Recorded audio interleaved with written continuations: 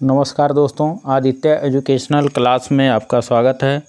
आज हम यहाँ आप लोगों को बीएड डीएलएड से संबंधित पाठ्य योजना बनाना बताएंगे कि कैसे पाठ्य योजना बनाया जाता है। सबसे पहले ऊपर हम लिखते हैं पाठ्य योजना संख्या, उसके बाद विद्यालय का नाम, जिस विद्यालय में आपको शिक्षण कार्य करना उस विद्यालय का नाम लिखेंगे।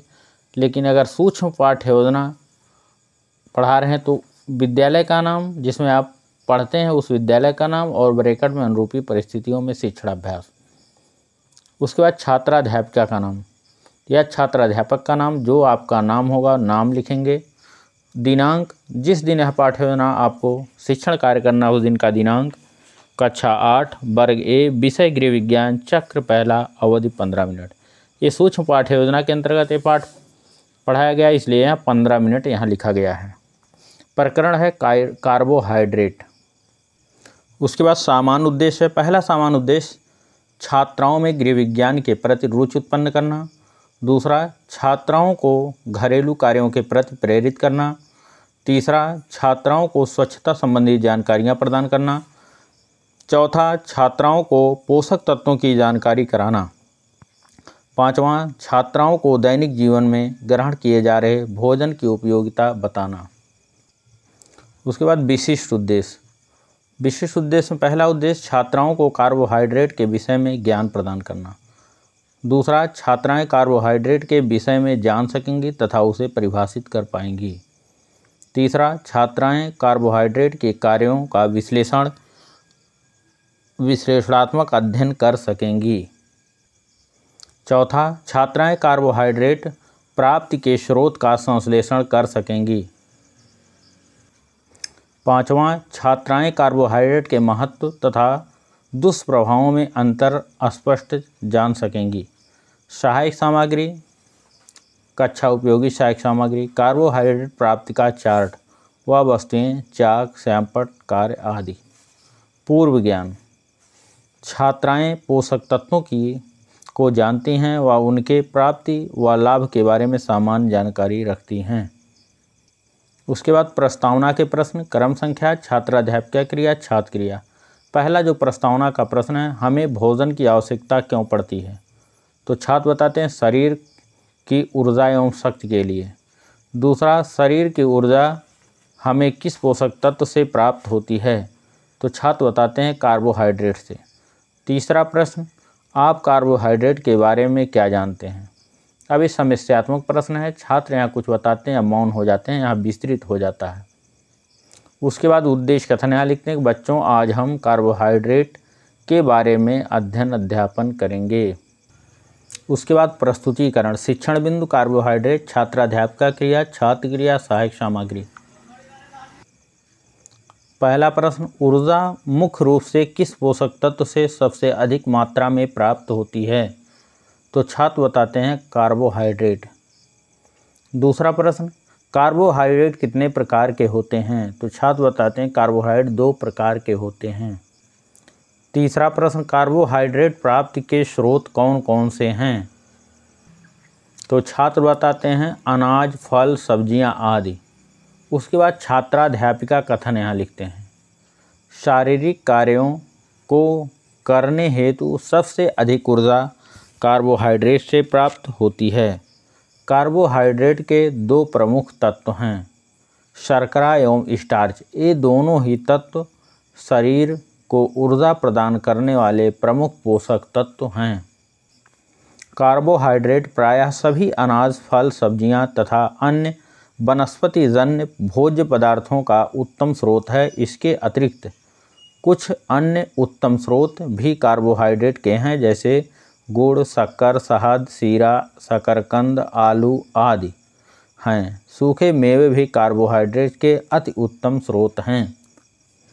पुनः छात्राध्यापिका क्रिया, छात्र क्रिया। यहाँ पहला प्रश्न है, छात्राध्यापिका द्वारा किए जा रहे हैं कार्बोहाइड्रेट के कार्य बताइए। तो छात्र बताते हैं ऊर्जा प्रदान करना। दूसरा प्रश्न, कार्बोहाइड्रेट की अधिकता से होने वाले शरीर पर क्या प्रभाव पड़ता है? तो छात्र बताते हैं मधुमेह और मोटापा आदि हो जाता। तीसरा प्रश्न, ऊर्जा के अतिरिक्त कार्बोहाइड्रेट के और कौन से कार्य हैं? अब ये छात्र यहाँ कुछ बताते हैं या मौन हो जाते हैं, क्योंकि यहाँ समस्यात्मक प्रश्न है, यहाँ विस्तृत हो जाता है हमारा टॉपिक। छात्राध्यापक का कथन लिखते हैं। यहाँ मनुष्य के शरीर को समस्त क्रिया को करने हेतु ऊर्जा की आवश्यकता होती है।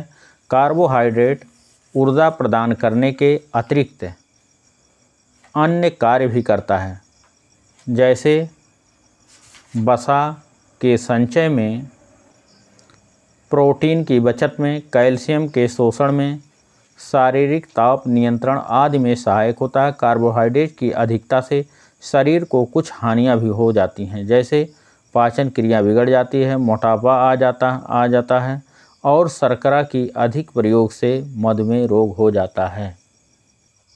उसके बाद बोध प्रश्न लिखते हैं। श्यामपट्ट सारांश। बोध प्रश्न पूछने का उद्देश्य होता है कि जो पाठ पढ़ाया गया वह छात्रों को कितना बोध हुआ या कितना जानकारी रख सकेंगे, इसलिए बोध प्रश्न पूछे जाते हैं और इसके उत्तरों को पूरे वाक्यों में श्यामपट्ट पर अंकित कर दिया जाता है। जैसे पहला प्रश्न बोध है, ऊर्जा का मुख्य पोषक तत्व है, तो छात्र बताते हैं कार्बोहाइड्रेट। अब श्यामपट्ट के रूप में या श्यामपट्ट सारांश के रूप में पूरे वाक्यों में इसको लिख दिया जाता है, क्योंकि ऊर्जा का मुख्य पोषक तत्व कार्बोहाइड्रेट है। दूसरा प्रश्न, कार्बोहाइड्रेट के दो तत्व कौन से हैं, तो छात्र बताते हैं शर्करा और स्टार्च। अब इसके उत्तरों को छात्राध्यापिका द्वारा पूरे वाक्यों में श्यामपट्ट पर अंकित कर दिया जाता है।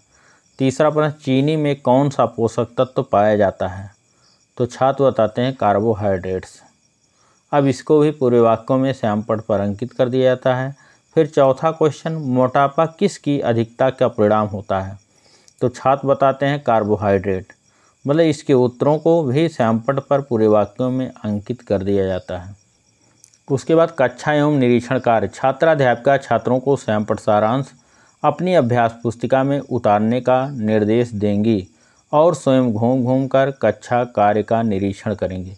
मतलब जो श्यामपट्ट सारांश लिखा गया है उसको उतारने का निर्देश देंगे कि आप लोग अपनी कॉपी पर इसको लिख लीजिए और स्वयं कक्षा में घूमकर देखेंगे कि कौन से छात्र अपनी कॉपी पर लिख रहे हैं और कौन से नहीं, उनको पुनः निर्देश देंगी। फिर पुनरावृत्त के प्रश्न।